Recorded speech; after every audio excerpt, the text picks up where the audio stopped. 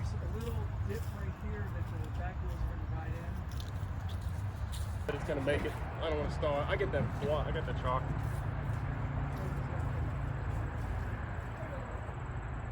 Going over there to play around or anything. It's basically just to spread the gospel and evangelize about the churches that are there. What's the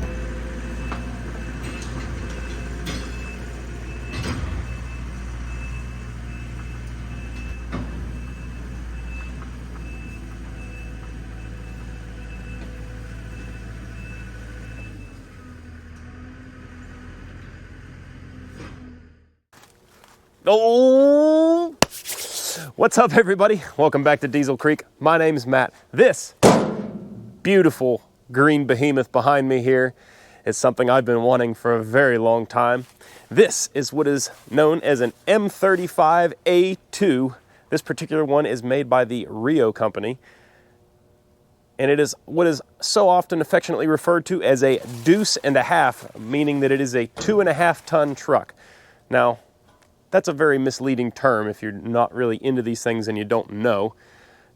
2.5 tons is what these trucks are rated for off-road. On-road, they're capable of carrying 5 tons. Actually, they're rated to carry 5 tons. They are capable of carrying much, much more than that. Anybody that's run these things in the service or just owned one in general will tell you that these things are beefy. Let's take a look at this thing. So, I'm still up in the air about what year this truck actually is, but according to the title, it's a 1953. I find that a little hard to believe, but it is not impossible. I've got to do some more digging as far as numbers matching and stuff to really clear that up for sure. The reason I don't believe the title is because these trucks do not come from the government, which is what this is a military vehicle, so it comes from the government without a title, and then you have to set one up. So it can be a little misleading sometimes doing that paperwork and getting all that straightened out with the state to get your title. This truck came to me by way of a subscriber that reached out, said he was making a big move and couldn't take the truck with him. So we made a deal on it, and I finally was able to bring one of these things home. So why do I want one of these trucks? Man, just look at this thing. That is a cool looking truck. And everybody thinks that they're pretty big trucks. I guess they look bigger on video than they are.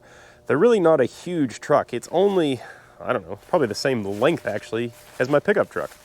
So it's not a ginormous truck. It does have more tires, obviously, which makes it expensive to run. It's not exactly a fuel-efficient vehicle, which makes it expensive to run. It's obnoxiously loud in the cab and probably has the turning radius of a battleship. But man, it's cool. Look at it. Like, I don't care what, you could list off 1,000 things that are wrong with it. I'd still tell you this is an awesome vehicle, and I'm darn proud to finally own one. So, one of the great features about this truck is it is 6-wheel drive. All 3 axles are powered axles. And for a truck of its size, this thing will actually get around surprisingly well through mud and snow and whatever else you could throw at it. They are pretty well designed, I think, as far as off-roading. Now, there's a bunch of different variations of this same truck platform that have different beds on them. Of course, you guys can see that this one has the troop carrier. I think it's designed to hold 12 men or maybe 20 men. I can't remember. But it's got room in the back here for a lot of people.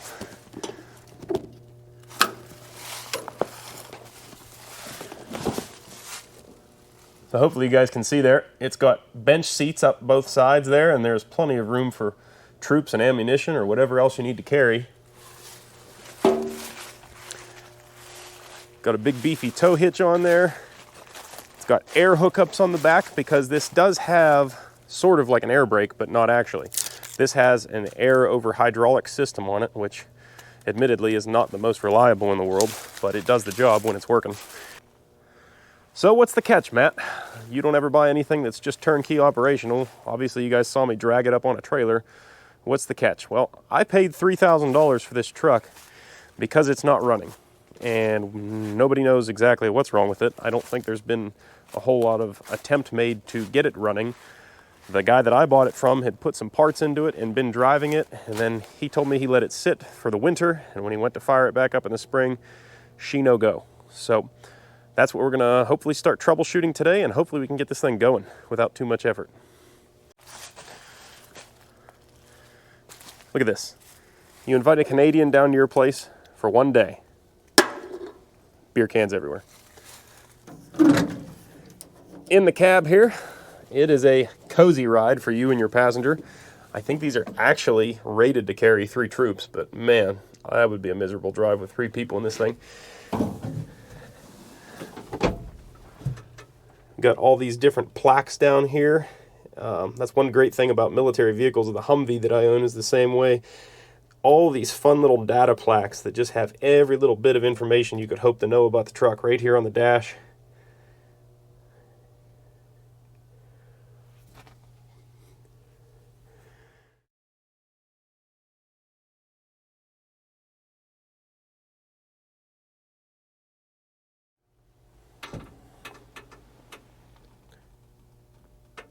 All the data plaques, if you guys really want to read those, you can pause the video, take a second, check out all those data plaques. So this truck has a couple of, not rare, but less common features. This truck has a heater, so we actually have some heat in this cab. A lot of them came without that. And we have a hardtop as well. A lot of these trucks, I would say the most of these trucks that I see, come with rag tops on them, or a soft top, and they always weather crack and they end up leaking. So we got a nice hard top, which I'm very happy about. To start this bad boy, you'd flip that switch there and push the starter button over here. But we have no juice at the moment because I pulled the batteries out to take them home and charge them, and I found that one of them was a weak battery, the other one was completely dead. So we have to throw some better batteries at this thing, and we'll try to give her a crank. So for a transmission in this truck, we have a 5-speed with a high-low transfer case, as you guys can see there on the data tag. And it's got this fun little shift pattern that's similar to my orange auto car. You got 1, 2, 3, and that's all normal so far. But then instead of going up to 4th and back to 5th, you come up and over, back to 4th, up to 5th. So you got to kind of keep that in mind when you're driving this thing. It's not a straight up shift pattern. So of course this is your main gear shift right here. Down here we have the high and low for the transfer case.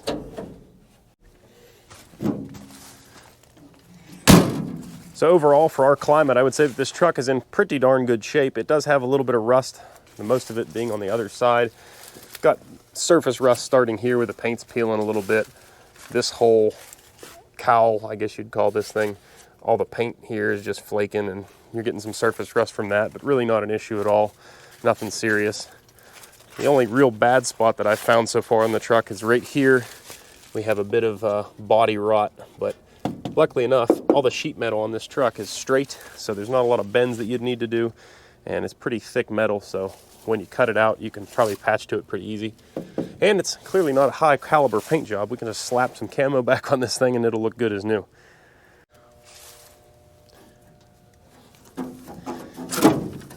Right here we got our battery boxes, or just box singular.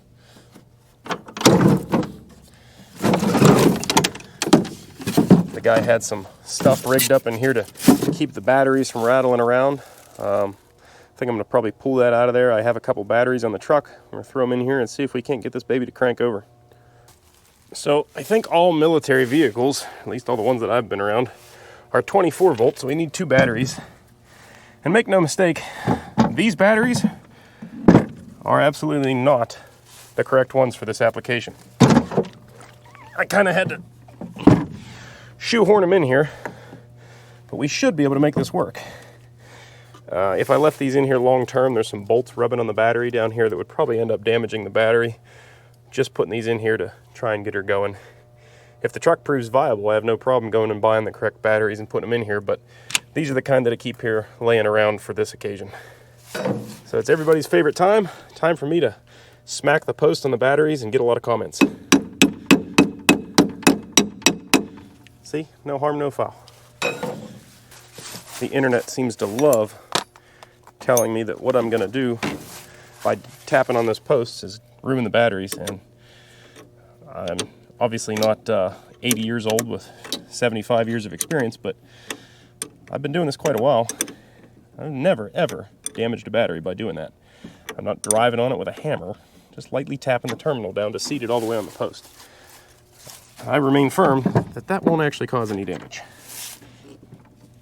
So a cool little thing this truck has that I like, these little rubber flapper deals that you set down over the post, and then you put your terminal on, and it keeps you from being able to arc out anything on your contacts. I like that. Tappy tap.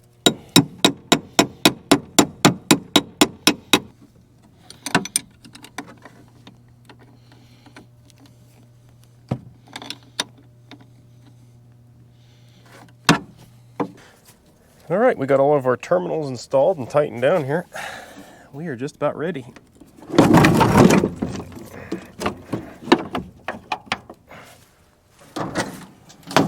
All right, let's see if we have any juice up in the cab here now. I'm just warning you, every time you turn the master switch on these trucks, they produce this god-awful buzzer to let you know that there's no air pressure in the tanks. So if there's juice, you're gonna know it real quick. It's got juice. Actually, this one sounds like somebody might have wrapped a rag around that buzzer. It's not that bad. But that's a critical first step. That's the first that I've seen any juice at this truck. The batteries were completely stone dead when I went and picked it up. So I've never even explored anything. I don't know if this thing's gonna crank or anything. All I'm going off of is buddy's word, and I seem like a pretty trustworthy guy. So hopefully there's not too much wrong with this truck. We're nearly ready to try to go cranking on this thing, but I suppose we should check all of our oils and fluids first before we get into any of that. Oh yeah.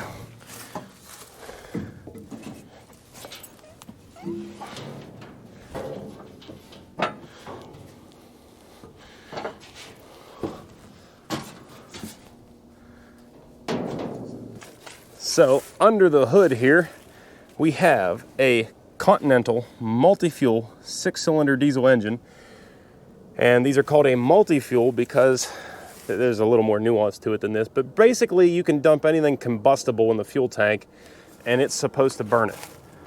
It's supposed to run on it. So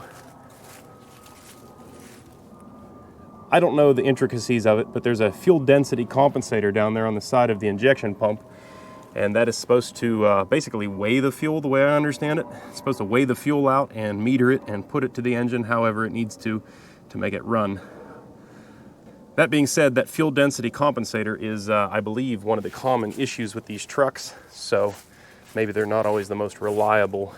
Fuel density compensator is also one of the things that could be holding this truck up from running if it's not getting fuel, like the guy that I bought it from suspected was the issue. So I just got the hood up for the first time here, and I'm having a little look around, and I'm noticing the front of the radiator kind of has a wet stain going on here, and then I started realizing that I think this radiator may be junk. It looks like everything's coming delaminated for some reason. It's kind of odd. I don't know what would cause that other than a freeze. And I would hate to think that the radiator froze. Down here at the bottom, the rad support pretty well rotted out too. I noticed that. If we open up the cap here,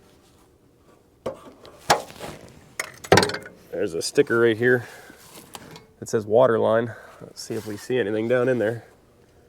No, I don't really see anything.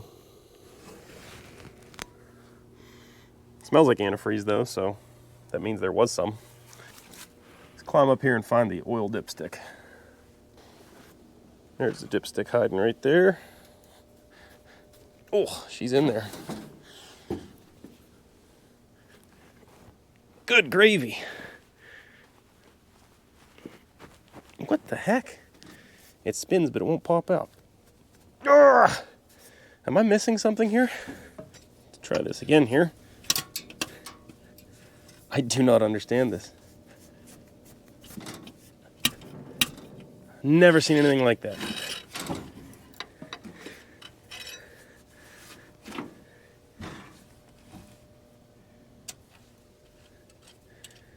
Oh, look at that. It's threaded. I'm an idiot. So there's oil, but man, it looks like it's way over full. No, not way over full. It looks good. Doesn't seem like it's contaminated or anything. It's dark, but it's not even that dark, so probably not even due for an oil change yet. So we know that it has oil. It's unclear about the antifreeze, but I've got a feeling that there's definitely still some in it. I think it's probably just leaking from around the top of the radiator, so it's bled down to where we just can't see the level. Alrighty. Climb up in here, see if we can't get this baby to run.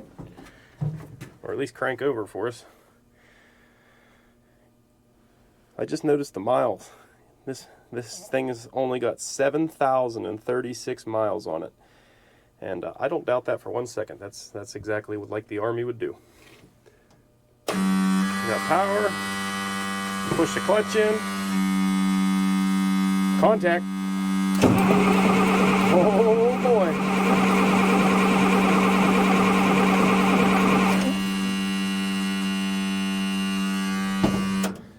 All right, we'll shut that hateful buzzer off. So the engine cranks over. That's a great sound. It sounded like a good, nice, even cranking. That's great. It just didn't seem like we were getting any fuel. All right, we're gonna try cranking this thing over again. You guys keep an eye on the stack up there. If you guys see some smoke, that means that we are getting fuel into the engine and it's just not starting for some reason. If we don't see smoke, I have to assume we're not getting fuel.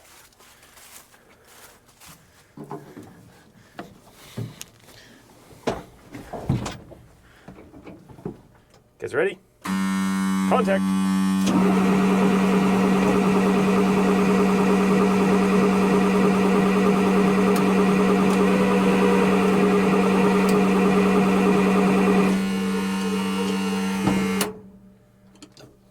All right.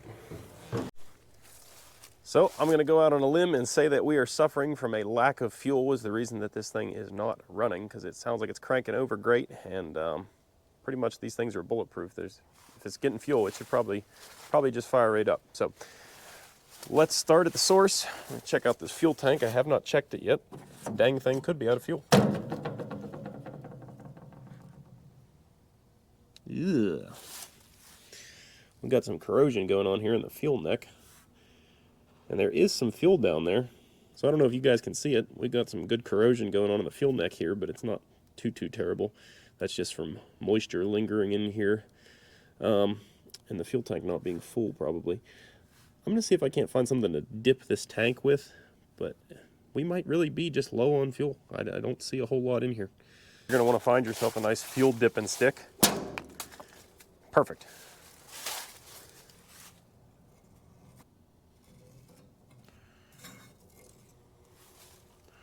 So it looks like we got maybe 2.5 inches of fuel in there, which is not a whole ton. That's pretty low. I'm going to dump 5 gallons of fuel in here, and then we're going to see if we can try and get some of that fuel up to the injection pump and know that we're getting fuel at least that far.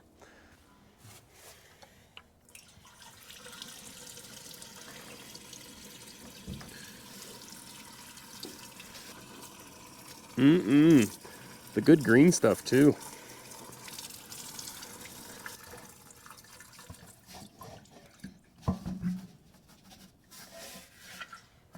Stick our stick back down in here and see where we're at now. Oh yeah, we picked up at least another inch of fuel in that tank, so that was pretty low. If 5 gallons brought it up an inch, we were pretty darn low. So we're looking on the side of the engine here, our fuel filter housing. The main fuel line comes in right here, runs through 2 big fuel filters here, and then back down to the injection pump. I'm going to go ahead and crack our bleeder screw loose right there, and then crank the engine over and see if we get any fuel squirting up out of there.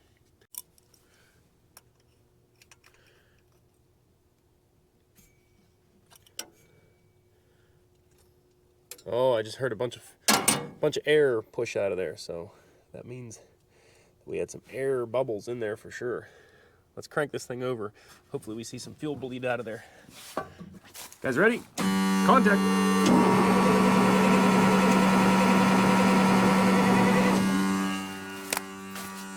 Oh yeah, we got fuel pressure now.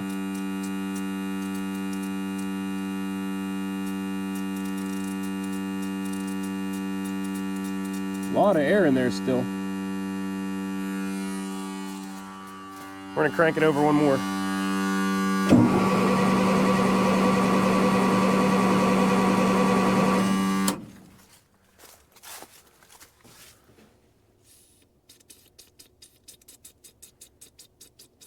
A lot of air in there still. I wonder, man, it really just seems to me kind of like this thing was just run out of fuel almost.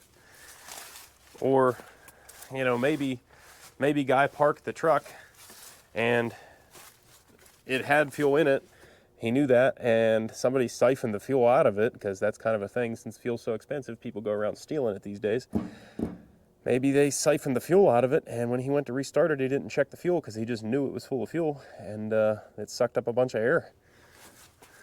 I gotta keep cranking this thing until we get all the air out of that bleeder.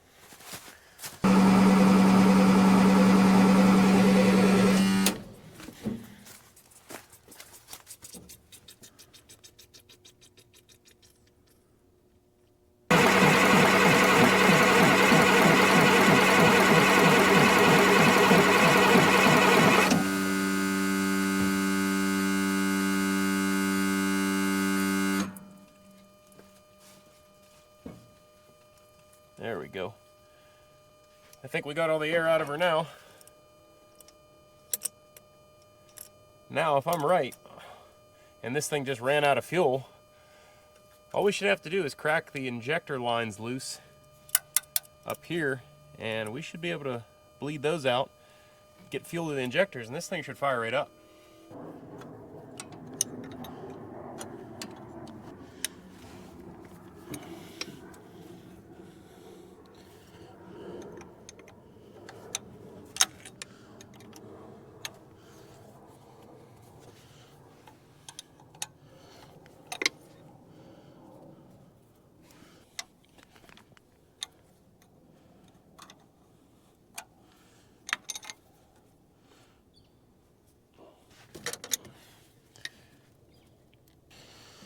All right, all of the 6 injectors are broken loose.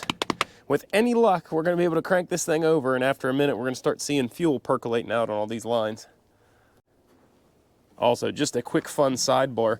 I love getting comments every time I use ether on an engine. Everybody says, oh, ether's so bad for the engines, you're gonna ether train it and everything else. That's bull, people. This guy right here, what looks like an upside down fire extinguisher, quite the opposite. It's a can of ether that has a built-in solenoid, so you can spray ether into the engine from the cab and not even have to get out. That's how you used to have to cold start things back in the day. These engines don't have glow plugs. Glow plugs I don't think really became a thing until like the early 80s maybe on engines. And even more recently, there's been plenty of engines built without them. So sometimes you don't have much choice. Obviously, you guys can't see all the lines, but I'm gonna start cranking it over. You guys watch for fuel coming out right there, and just holler when you see something.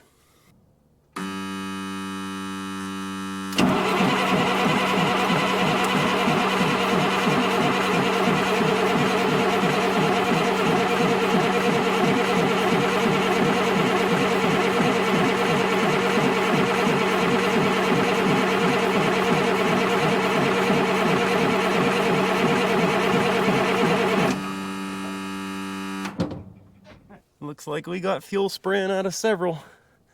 Maybe not all of them, but probably enough to get it running. The guy actually told me that he had put new injectors in this thing at one point, so.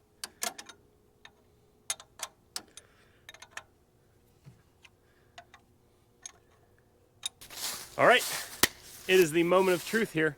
Let's see if this thing's gonna fire up. I've got a good feeling.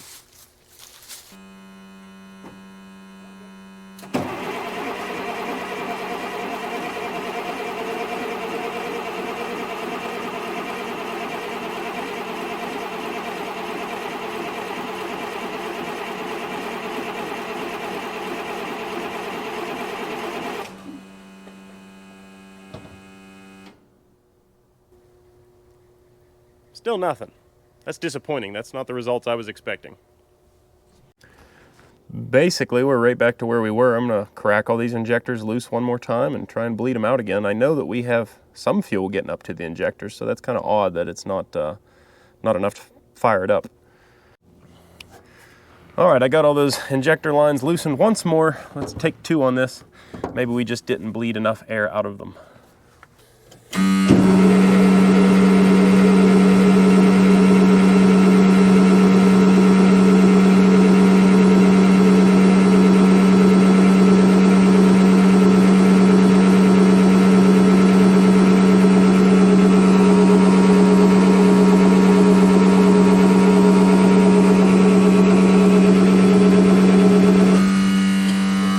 Just for good measure, I'm gonna give the starter a break and do it again one more time. All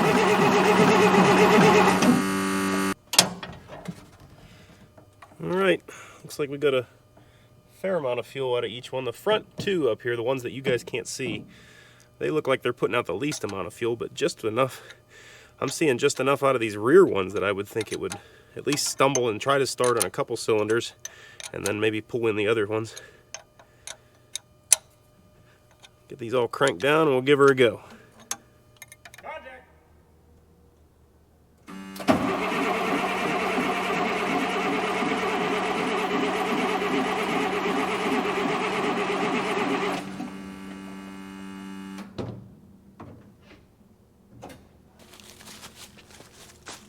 This is a bit perplexing.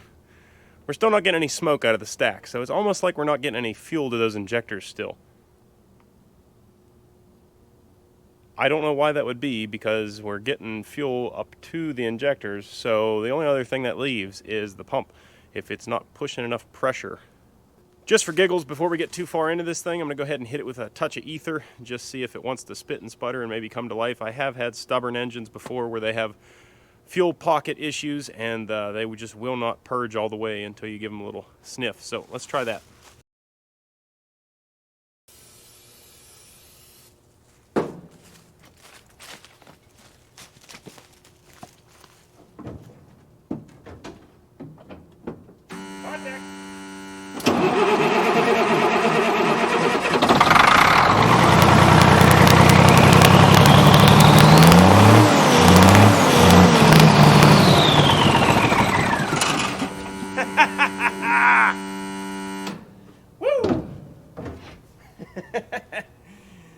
All right, the thing runs.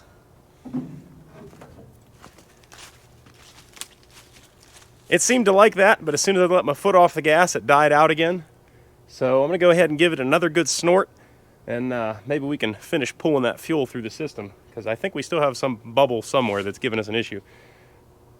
As long as it ran there, even though that wasn't very long, I still feel that that was longer than just ether. I think we were running on a little bit of diesel fuel, so let's try that again.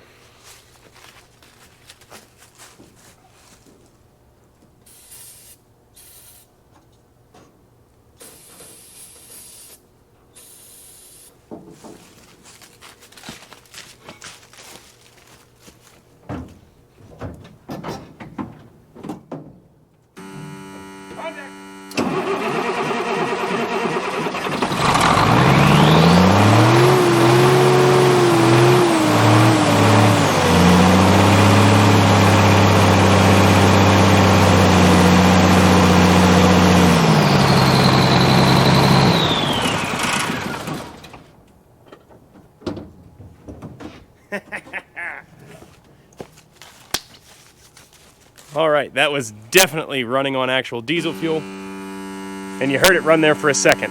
So, we got an issue though.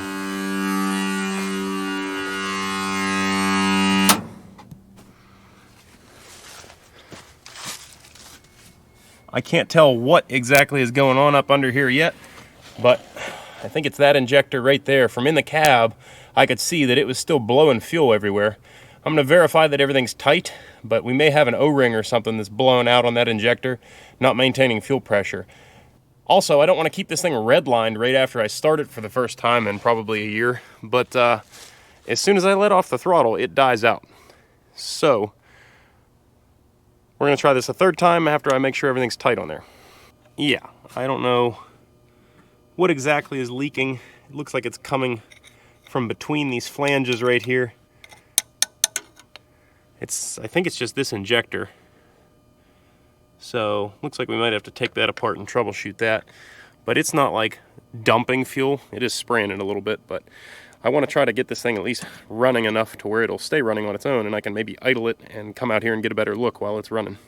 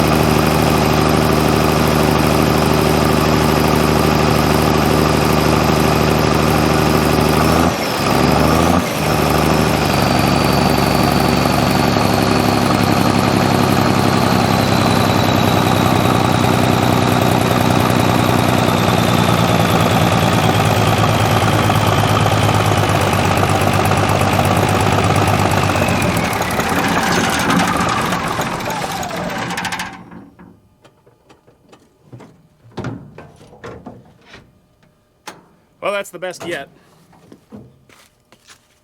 It stayed running at a much lower RPM than the first two times now, so maybe once more and we can get it to idle. I'm still not understanding why it would do that, but yeah, I don't know. Definitely spraying a good bit of fuel on that number 3 injector though.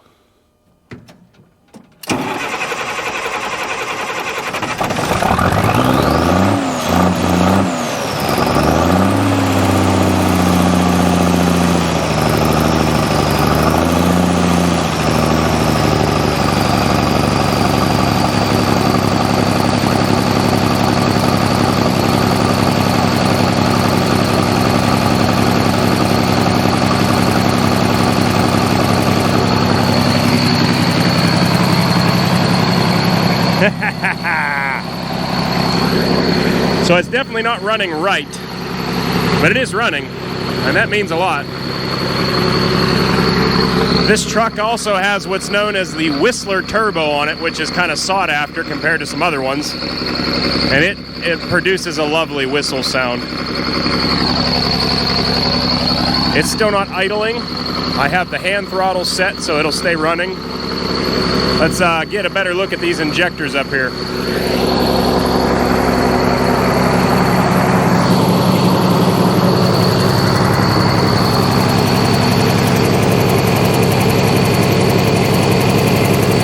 So apparently I'm an idiot and I just missed the number 2 injector, and that's why it's blowing fuel everywhere.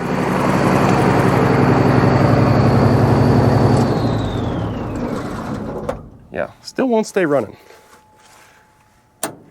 Even with that injector open like that, I would think it would stay running, but I could be wrong.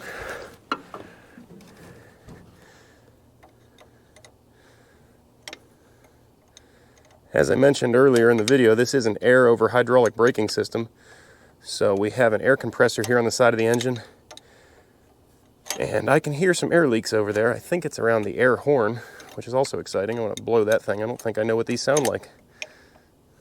Let's see if it'll fire up without ether this time.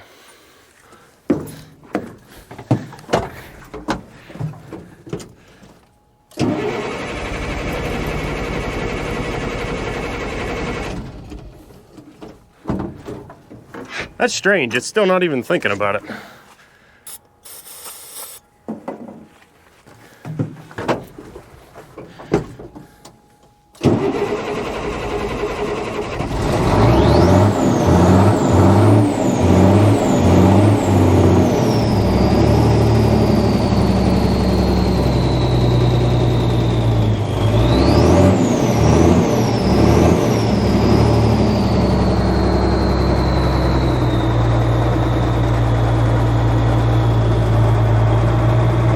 man, this thing sounds so awesome.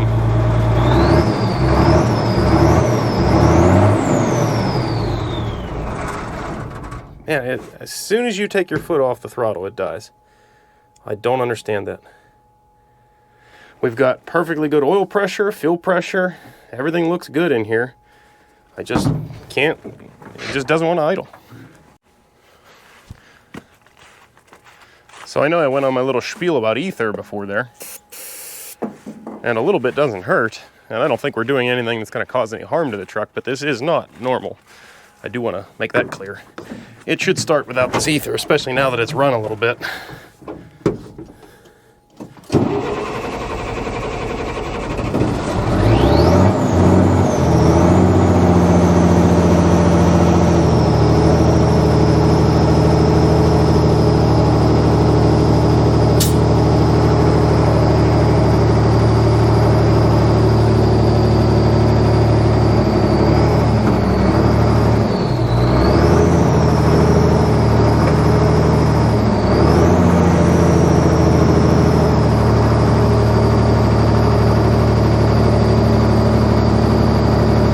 So there we go, that's the lowest it's idled yet. I have the hand throttle set to about 1,000 RPM. I'm gonna let it sit there and warm up for a little bit. I'm gonna have a good look over the engine while it's running.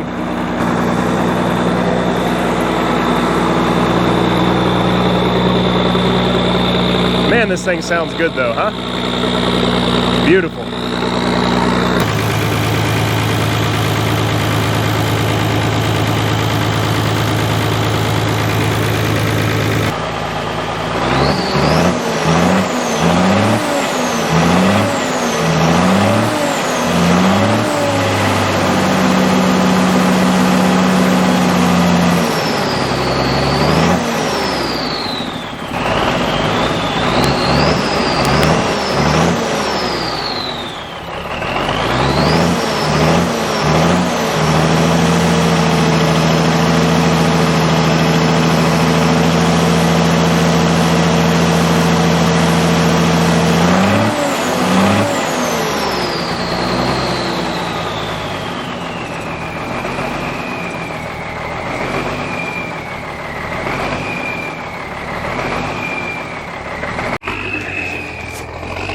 All right, it's been idling like this for like 20 minutes. The smoke still hasn't cleared up there, which I think it should. Basically, I'm out of time for today, and it's supposed to rain all day tomorrow, so I want to see if this thing is going to drive, and we can at least drive it to a drier place that I'll be able to work on it, because where I parked it right now will no doubt be a mud hole by tomorrow. So, without further ado, let's see if this thing's going to drive.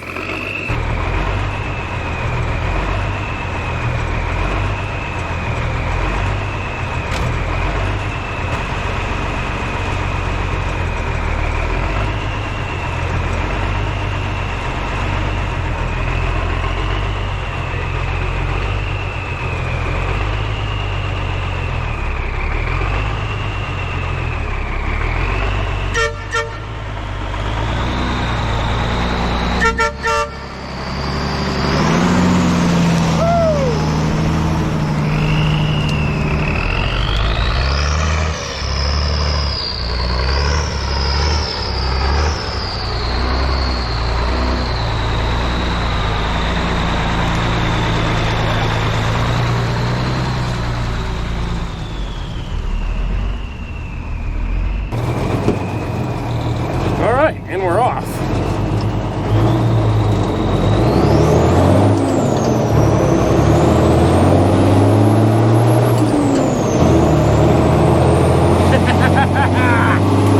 Oh, I love this thing. Can you guys hear how good this thing whistles? It sounds like my 6-liter.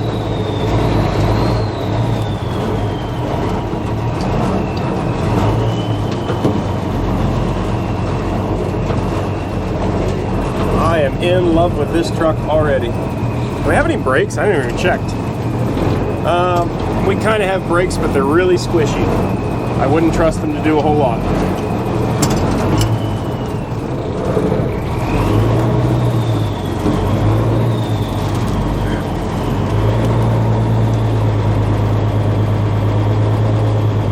thing has the turning radius of the Battleship Texas. Holy crap. All right, well, the good news is the e-brake works pretty good. We're here. I'm gonna slowly let the hand throttle down and see if this thing's gonna idle yet. Oh, by the way, just so you guys can see, the voltmeter's kind of right in the center, so I'm not positive if it's charging or not. Our temp came up, so that means that we have enough coolant in there to at least read a temperature, so that's good. Oil, well, that's fuel pressure, I'd imagine. That's over 90, looking like 100 PSI almost. And then right now, idling at around 600 or 700 RPM, we've got almost 60 PSI of oil pressure, so we're looking good there on our gauges. Let's go ahead and slow this baby down, see if it's gonna idle.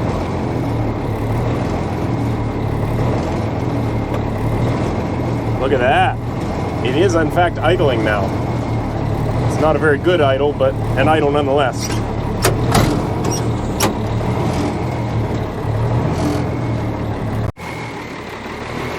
Oh man. This thing is a beauty. I can't wait to get this thing on the road.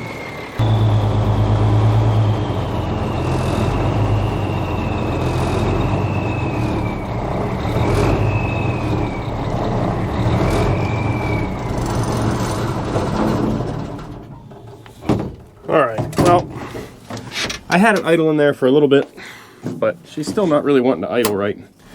Got some loping, so I think the first place we're going to investigate is going to be the fuel shutoff. There's a spring-loaded deal on the side of the injection pump, which you pull a cable in the cab to shut off the fuel to the engine to kill it, and if that thing isn't seated all the way, then that could be some of our problems about the idle issue. I've had that issue on like the Deuce engine that is on one of my rollers. That one's giving me the same problem. So that's going to be another day though, because it is supposed to rain all day from tonight till Friday. All right, guys, I think this video is getting kind of long. This is a good stopping point. We got this thing running and we were able to drive it down the driveway at least.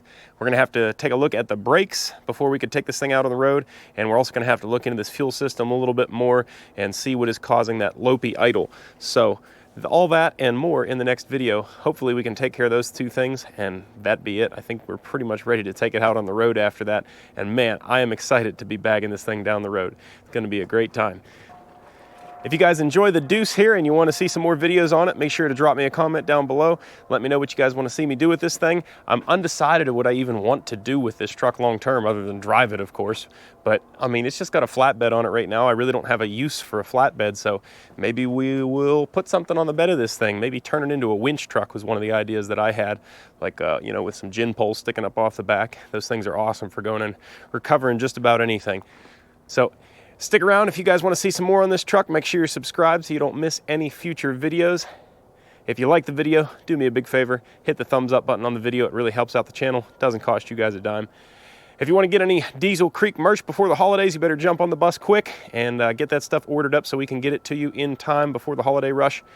That's all I've got. As always, thanks for watching. I will see you on the next one. Later.